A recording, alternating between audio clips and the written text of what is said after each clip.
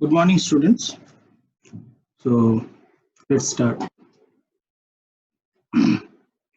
So we have already covered the sorting part, some of the sorting techniques, and more or less those sorting techniques are. Wait for one. Still sound.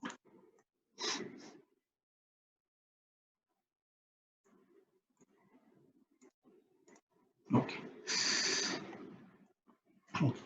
So most of the sorting techniques we have covered, that is bubble sort, then the modified bubble sort, then selection sort, and then finally the insertion sort.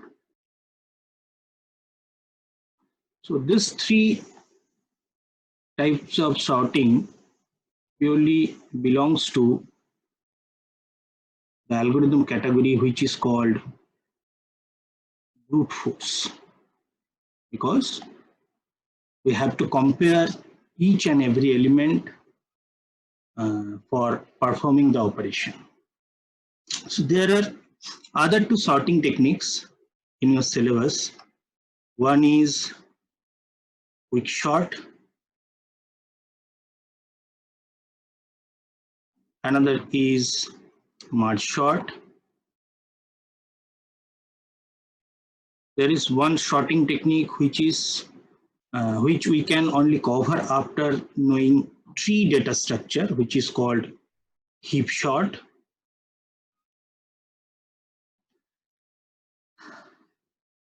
And there is another interesting sorting technique which is not included in your syllabus, but in previous syllabus, your old syllabus, there is another sorting technique which is called radix sort. And this radix sort is very interesting. I will cover this radix sort also. But for today, we're not going for this sorting. Rather than going to sorting, we are going to discuss some other things. The number one, now we already know what is the definition of array. And if you carefully remember that in case of array, the properties are number one, it is static, or you can say compile time. Sometimes it is also called fixed, memory allocation. This is one property of array.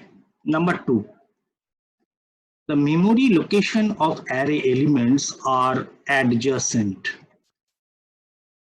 or you can say they are physically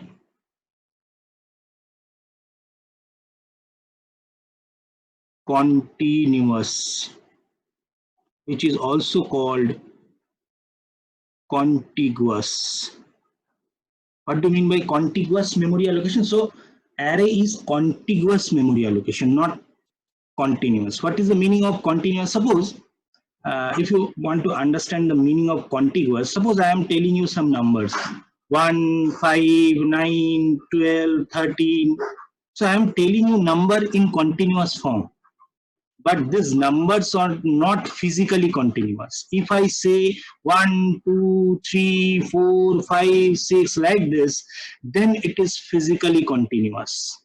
I hope you can understand the meaning of physically continuous and normal continuous. Now, if I say 1, 5, 9, 12, 13, the numbers are continuous. I am telling in a continuous form, one after another, but they are not physically continuous. Physically continuous means they must be one after another, physically, logically both. Then we can say it is contiguous memory allocation. It means in case of array, if one element is in this position, next one must be in this position. and the next one must be in this position. Okay, that's why it is called adjacent memory locations. Now that's why only knowing the base address, since they are in adjacent memory locations, means one after another contiguous form, that's why only knowing the base address we can easily calculate the address of any other memory location. So if the base address is 100, then obviously then the next one must be in 102 if it is integer. Then the next one must be 104.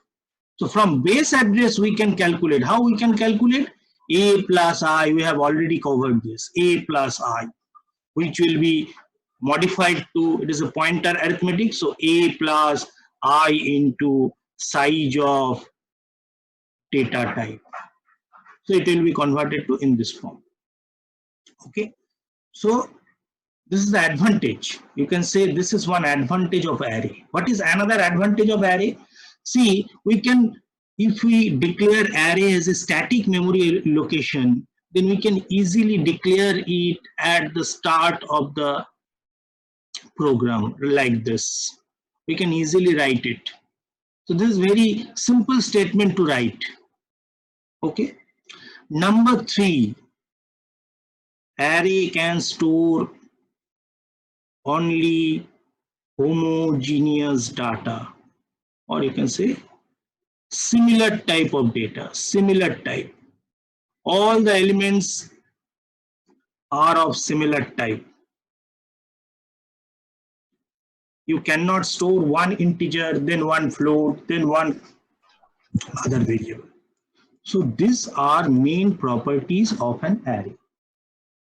Static, so the terms which are very important, static or fixed, adjacent or contiguous, okay, and the number 3 is homogeneous. So this is array we have already covered. Now, what is the disadvantage of static memory location? The static memory location can create some disadvantages. What is that?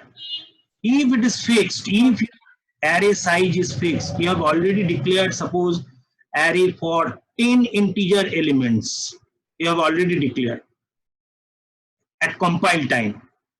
So if the user input that I want to store information of say 20 students, then I have declared a memory location for 10 students, but now user is asking for 20 students.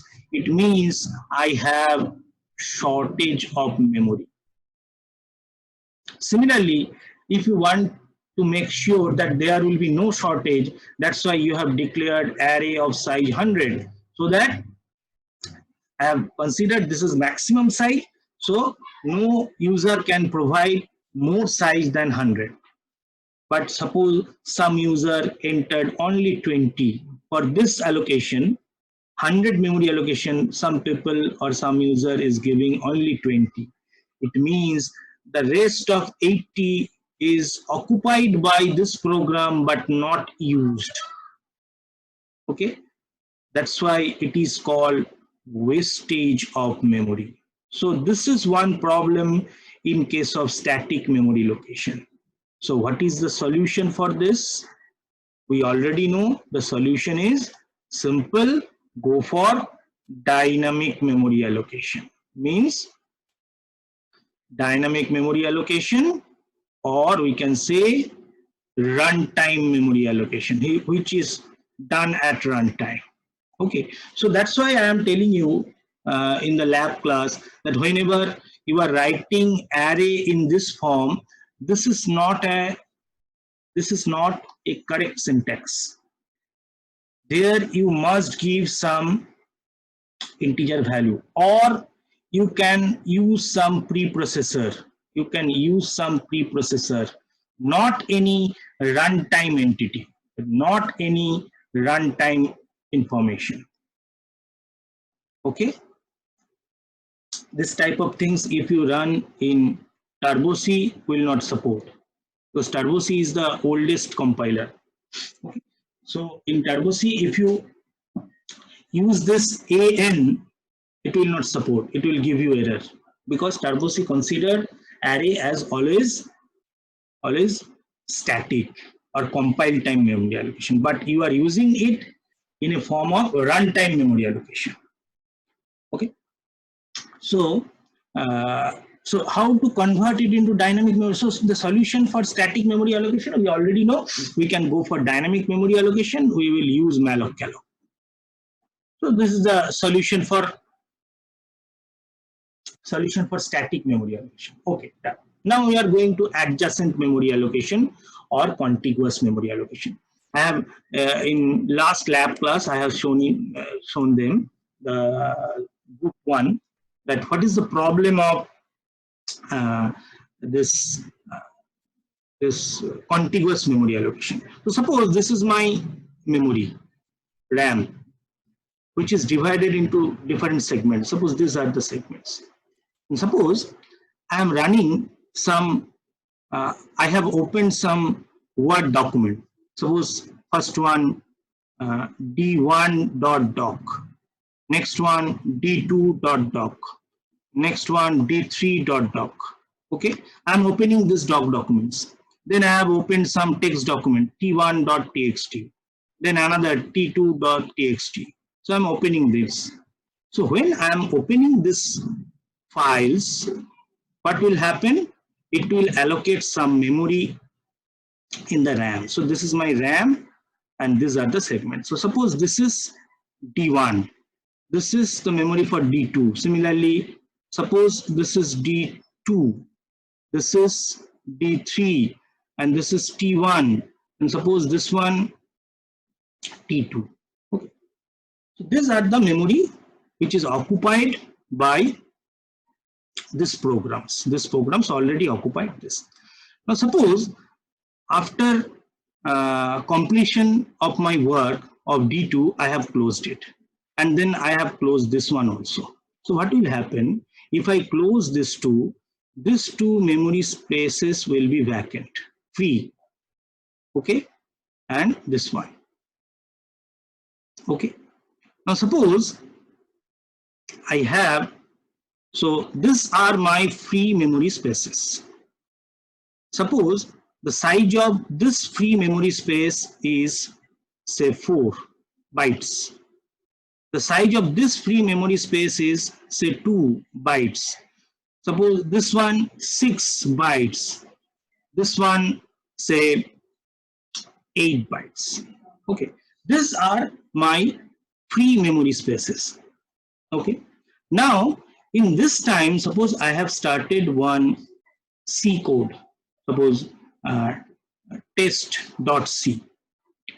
So I have started one C coding test.c, and I have in this test.c I have declared, suppose I have declared an array of size 10 integer elements.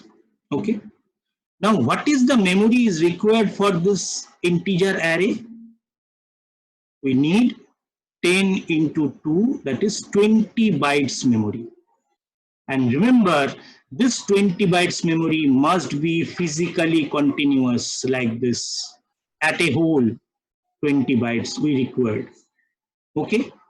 See, if I see my RAM, in my RAM these are my free memory locations. If I add them, I will get 20 bytes. But this is not in contiguous form. See, they are scattered. They are scattered form, not contiguous. So that's why if I try to compile this code, this test.c, it will give me error. Which type of error? It will give me memory, no enough memory. No enough memory. Why? Because I have declared an array of 10 integers which required a size of 20 bytes, and it must be in contiguous form, but my RAM is not able to provide me contiguous 20 bytes. It can provide me scattered 20 bytes. But for array, always it must be contiguous. That's why this program or this memory will not be allocated. No enough memory space will be shown in your program. So this is the problem of contiguous memory allocation. So what is the solution for this? The solution is pretty simple. If I somehow make a connection between these two, means if I make them, instead of physically continuous, if I make them logically continuous, if I make them logically continuous, then only we can jump from this position. I can easily jump to this position. Then from this position, I will jump to this position. Means in this way, I can make a connection of, so the first one is this one, then the second one, then the third one, and then the fourth one. So they are in different memory location. They have different memory addresses, but somehow I managed to connect them one after another. Somehow I have managed to connect them one after another. And now it becomes logically continuous. So this is the solution for physically. If physically contiguous is not possible, then how to solve the problem? We can solve the problem by making logically continuous. I can connect the scattered memory locations. Okay, so we need a solution like this. So one disadvantage of array is static. How to solve it? Dynamic memory allocation. One, see again, adjacent or contiguous memory allocation is a disadvantage. So I have to solve it by making scattered memory location and link them. Okay. Next, homogeneous data. Array only can store homogeneous, either all the elements integer or all the elements float like this. Can you store one integer, then one float, then one character? Can you store? No. Why? Because in case of array, we only know the base address. From that address, we can calculate other positional element addresses. If they have different sizes, then it becomes very difficult for the compiler to calculate the next address. That's why array is always homogeneous, similar type of data. But in real life, the data may be in different form. Your data sometimes may be in, suppose in your WhatsApp chatting, they are sometimes in character, sometimes in numbers, sometimes image, sometimes MP3 song. So they are in different formats. So we need heterogeneous data storage or heterogeneous concept. So all the advantages of array or properties of array now becomes some kind of disadvantages. These are all disadvantages. So we have to go for a solution for these disadvantages, and the solution number one is I have to make dynamic memory allocation. Then solution number two for contiguous memory allocation is I have to link the scattered memories. And solution number three for homogeneous data, to convert it into heterogeneous, we have to make some changes. By doing these things or by solving this disadvantages, we come to another data structure, which is called linked list. Now, why it is called linked list? The name is very simple.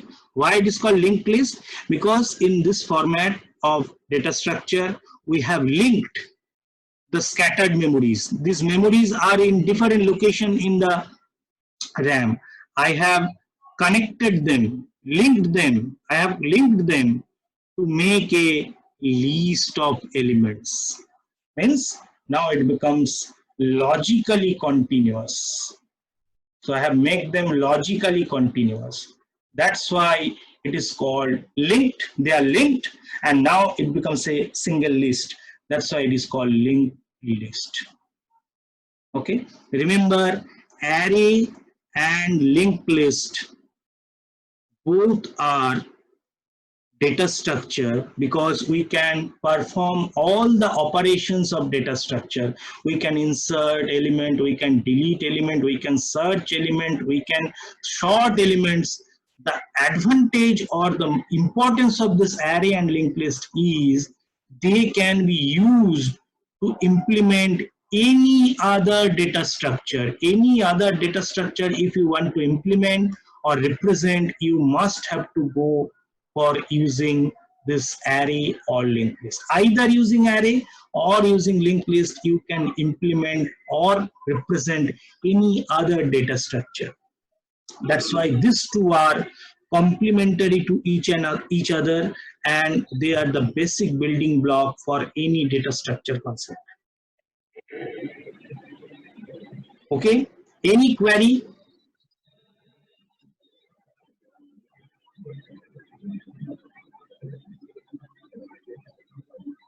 Any query? Sir, linked list won't, like, let's say in that example you give, there was only 20 bytes present and we needed all 20 bytes. Yes. So if we use linked list, we have to store the address of the next position with this 4 bytes, no? Yeah. So where does that, like, then we will see, require I can compromise for some elements, but in this case your program will not run. In this test.c, it will not run due to no enough memory space. But by using linked list, it may happen that for a particular, when I am trying to allocate one node, for this it will give me the permission to allocate. For this, it may give me permission to allocate. For this, it may give me permission to allocate. After some time, it may not give me the permission to allocate. But up to that, I have made some nodes. I have stored some elements, correct? But in this case, it will not at all possible to run the program. But in this case, it may happen that you are able to store only for instead of 10, suppose you have able to store only 5 elements. But you have stored 5. But in this case, you are not able to store even 0.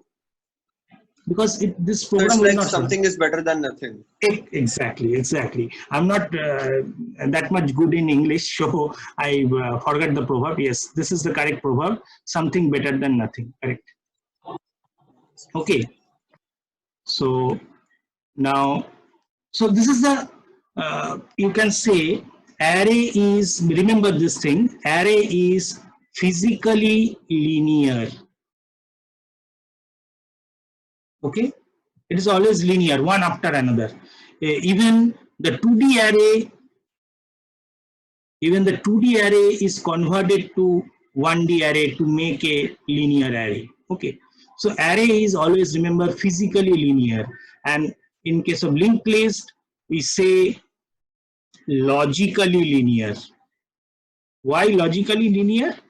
Because the memories are scattered and I have connected them. That's why we say, sometimes we say they are logically linear, but not physically linear. Okay. Now I'm coming to how to implement linked list. So the solution for the disadvantages of an array is linked list. Now, how to implement linked list? Now, first I will draw the picture of a linear linked list. Okay, and the picture is like this. These are some scattered memory location. Suppose this is the base address of the first scattered memory location. This is the base address of the second scattered memory location, and this is the base address of the third scattered memory location. Okay. Now, what I will do, I will make a picture like this, so that they are connected like this. Now what is this means? This is nothing but pointer. From the picture or from the concept of pointer, we know that pointer always points something. So here, this one pointing to something. Okay, how it can point to something? If it has the address of this. So it means I have stored 200, the base address of this scattered memory into this position. That's why it is pointing to this. Similarly, if I want to make this point to this, I have to store the address of the next segment or next scattered memory into this position. Okay. Now, since I am making a linear list, how to make a line? To make a line, we need 2 points. One is called the starting point, another is the ending point. Similarly, since we are creating a linear linked list, we need a starting point and we need a ending point. What is the starting point? The starting point here is called head pointer or start pointer. Head or start pointer. Remember, this is only a pointer. This will give you from which address location you have to start your linked list.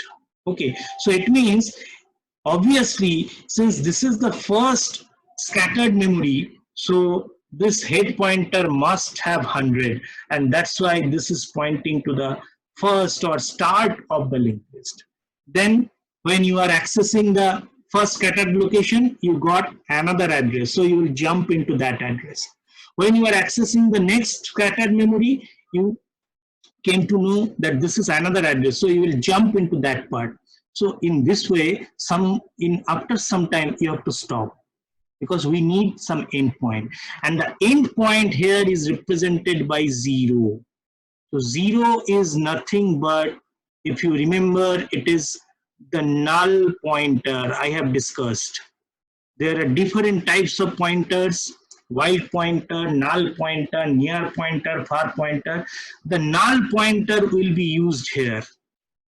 So the address part, when I am accessing this scattered memory, I got to know that there is address 0. It means it is not pointing to anything. It means I have to stop. So how in case of linear linked list we can start from head, and we will stop when the address is 0. So start from head and end at null address. So this is the logic of linear linked list. And the pictorial representation of linear linked list, remember, whenever you draw in your copy, you will draw it like this. This is head pointer. See, this is pointer, and this is a scattered memory. That's why I have made this one bigger than this. This is a single pointer. It will only store the address, but this one store address as well as some other information. Okay, that's why it is a bigger inside. So this is head pointer age. This will point to this. There you can store some data. This will point to this. Here you can store some data. It will point to this. Here you can store some data, and this is the end. So I will make it ground. Earthing. Earthing means 0 voltage. So this is the null. So this is the pictorial representation of linear linked list. You can, instead of like this carving arrow, you can use a straight line arrow also, no problem for this. You can use straight line arrow also. So this is the representation of linear linked list. Okay. Now, if it is a linear linked list, then if you carefully look this part, then it is not, again, it is not a single entity, just like complex number or like point in coordinate geometry or like any student information.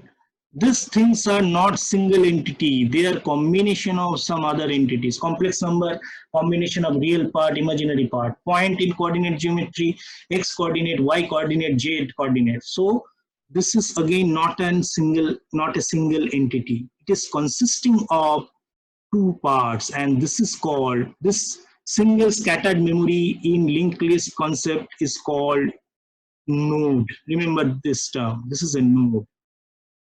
This same term we will use in case of tree node also. So this is a node. This node is divided into two parts. One part is holding the data or information. So I hope you know the difference between data and information. Data is always in raw form. Suppose I have stored 5. So you can't conclude from that 5. What is this 5? It is a rupees or a number, what? But when I am putting some information, means roll number, mark, it is information. And what this part is holding, this part is holding, see, this is pointing to next. It means it is a pointer, obviously pointer. Now this is sometimes called link part, or sometimes called address part, or sometimes called next part. But obviously this is address, or you can say this is pointer. Okay, so this is the node structure. So in linked list, so what is linked list? Linked list is a combination of different nodes which are connected to make a single list. So linked list is a combination of different kinds of nodes which are connected to make a list, to make a single list. That's why it is called linked list. Now I am discussing this is a linear linked list. In case of linear linked list, there is a start point, there is an end point. There is also circular linked list. There is a start point and the end point, both are same. This is called circular linked list. And this is linear linked list. Start point, end point. So you can understand how to draw a circular linked list. Head pointer, it is pointing to next node. Next node is pointing to next node, and suppose this is the end node, it will pointing to the first node. Now it becomes a circle. So from end you can again move into the start. So that's why this is called circular linked list. Okay, so why we are moving from linear, why we are moving to circular, there is some story, so I will discuss about this. But before that, those who have done the last day's lab, group 1, they already know how to represent a node. Since this is a combination of two different entities, so we have to go for our user defined data type. And the user defined data type is, here we will go for structure. So how to define it? Struct node. This is a combination of two parts. One is data or information. Let the type of the data is T. Okay, the variable name or member name is DT. And what is the type of the next one? The type of the next one you can understand from this part. Okay, I think only 1 minute left. So we will rejoin again. Okay, so from this you can understand what is the meaning of this link part. It is pointing to another node, correct? So if it is pointing to integer, it must be declared as int star. If it is pointing to float, it must be declared as float star. But here it is pointing to node. And what is the type of the node? The type of the node is my user defined data type struct node. So what is the type of the pointer? So this is my pointer, say LK. So what is the type? It is pointing to another node. So